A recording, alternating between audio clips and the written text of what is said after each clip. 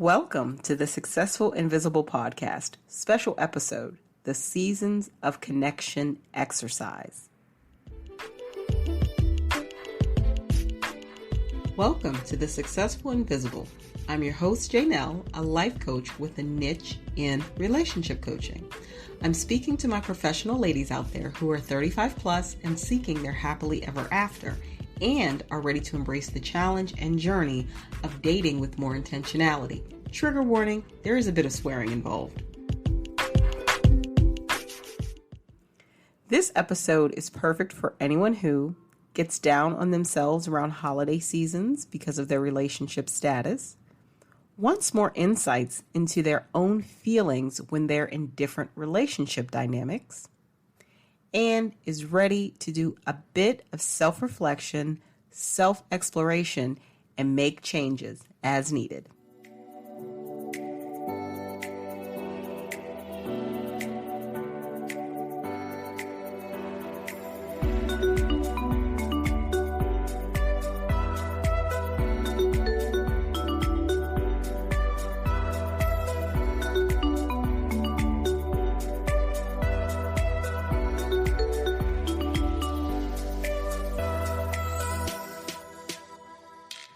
All right, so today is a special episode. So the flow of this episode is going to be a little different than what I usually do. But I wanted to start and say the inspiration for the exercise that I want to go through today has been mainly from my coaching clients that I've been working with specifically the past month when they've come for coaching sessions. Just an emerging running theme that I'm seeing through much of those sessions. And I figured, you know what, this may be a universal thing that a lot of people experience this time of year, the time I'm recording. We're in holiday season. But I feel it can happen to any time. I feel it can happen to anyone at any time. And it's worthy to explore. So use this exercise as needed. Please know it's not restricted to doing it at any one time of the year. But it can be very helpful in allowing you to have a different view or a better perspective of where you're at. All right. In the next segment, we're going to jump into the exercise.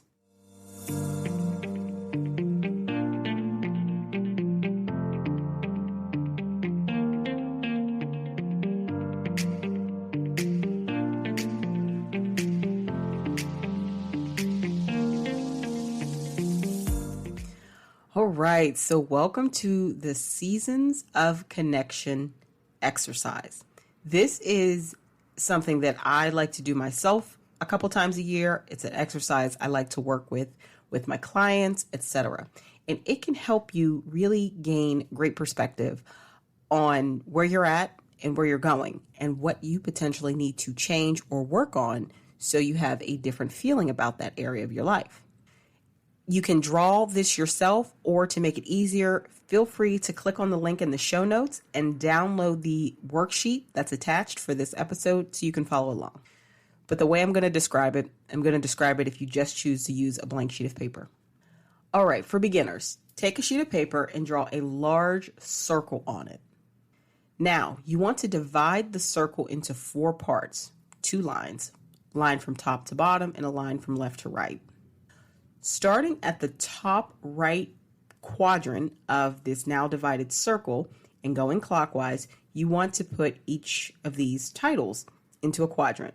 First quadrant is going to say single. Second quadrant is going to say dating. The third quadrant is going to say in a committed relationship.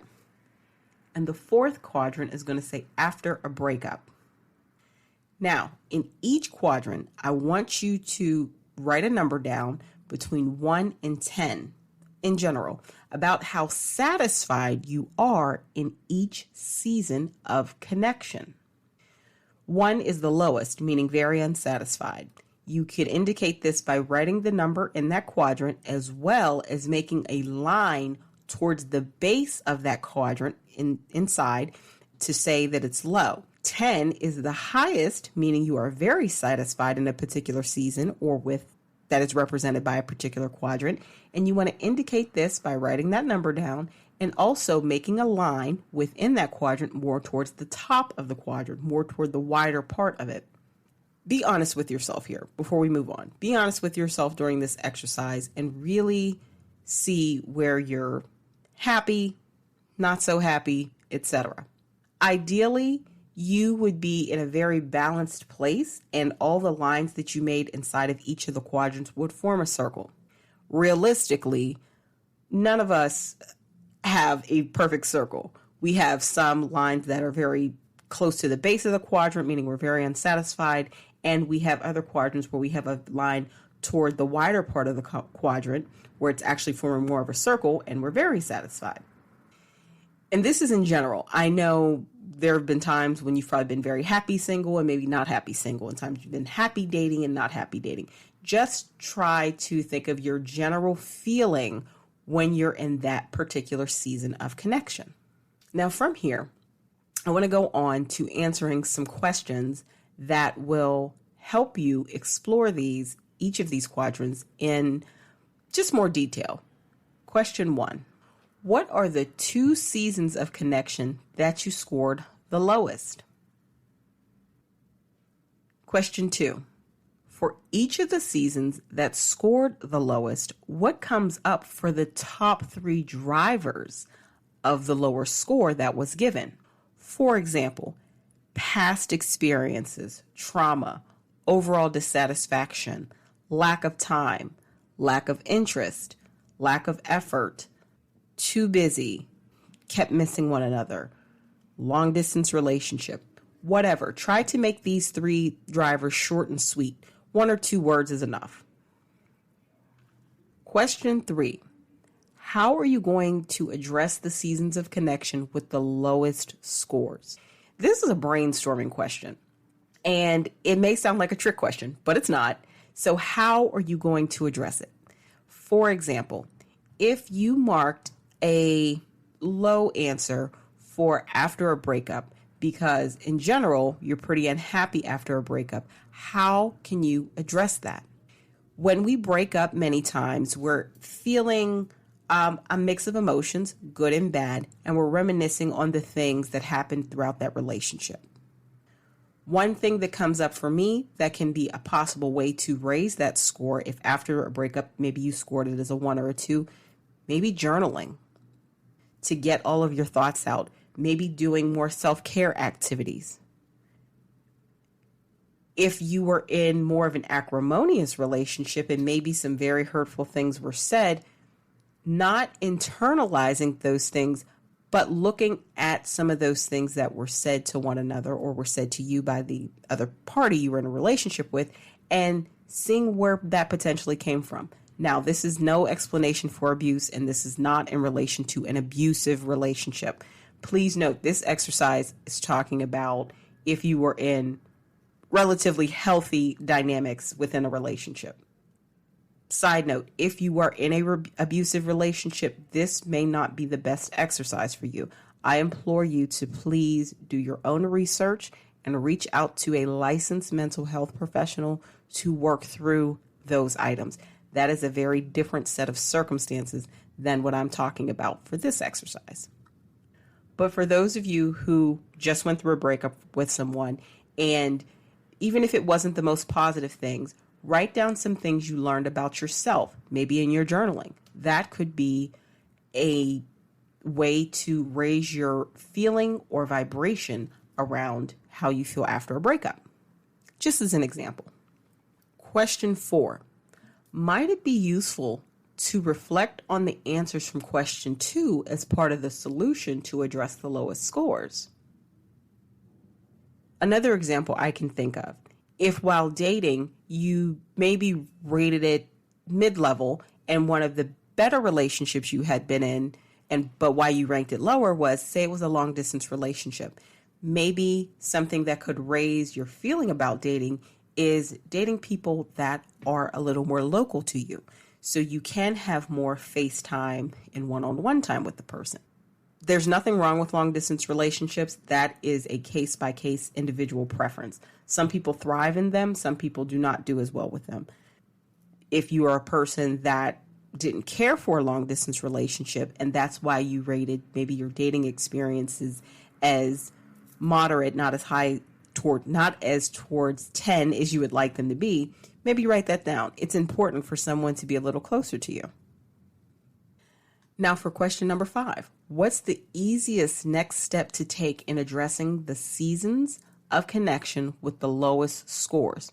So for each of the seasons or each of the 4 quadrants where you have the lowest scores, what I want you to do is write down one action, one takeaway action that is very easy for you to do. I am not asking you to put together a 5-point plan on how to address this. I'm just asking you to take one easy action you can take to raise the score of those 2 lowest quadrants. If you can't think of anything, that's okay. This is an exercise that for some, you all will be able to whip right through it. For others, it may take time to address. So now I want to go back and also look at your highest rated quadrants or seasons of connection. So question 6, what are the 2 seasons of connection that you scored the highest? Question 7, for each of the seasons that scored the highest, what comes up as the top 3 drivers of the high score that was given? For example, if you ranked or rated in a committed relationship very high, what were the 3 reasons for the committed relationship that you're likely thinking of and referencing that you rated it maybe a 7 or 8? It could have been that you were valued and respected in that committed relationship. The person was loyal to you and you were loyal to them. And there was a lot of love. Question 8. Might it be useful to reflect on the answers from question 7 as possible solutions you can implement for the seasons or quadrants that have the lowest scores? Going back to my committed relationship example, if having someone who was very loyal to you and you were loyal to them and there was a lot of love in that relationship, and say maybe as a single person, in the single quadrant, you rated it low, might it be useful to see, okay, if I gave myself more love and I was more loyal, and in terms of self, I mean like self-care, if I was more loyal to myself, may that potentially impact the score? Thoughts like that. And question 9, overall, what have you learned about yourself from this seasons of connection exercise? I really want you to look at this holistically as well as individually. It can be a very powerful exercise in driving the changes that you want to see in your life.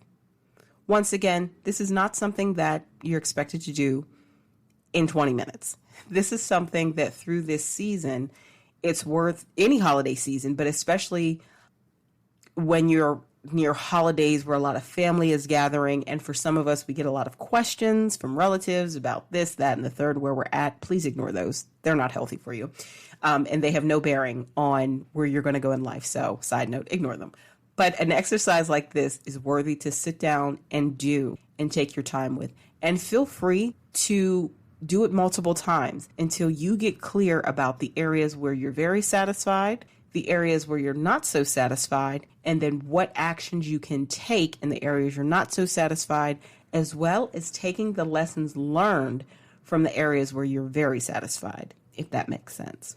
Feel free to listen to this episode a couple times through until you get the gist of everything that I'm asking you to do in this exercise. I try to do it at least once a year, as well as with clients whenever they get into this zone.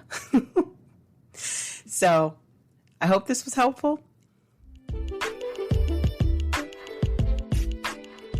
Thank you for taking the time to join me today on this episode of The Successful Invisible. I'm your host, Janelle, and I hope you gained meaningful insights from today's episode. If you're ready to dive deeper on your own personal journey when it comes to dating and relationships, book a discovery call through the link in the show notes so we can work together one-on-one. I look forward to you joining me again on next week's episode. Until then, I'm your host, Janelle, signing off for now.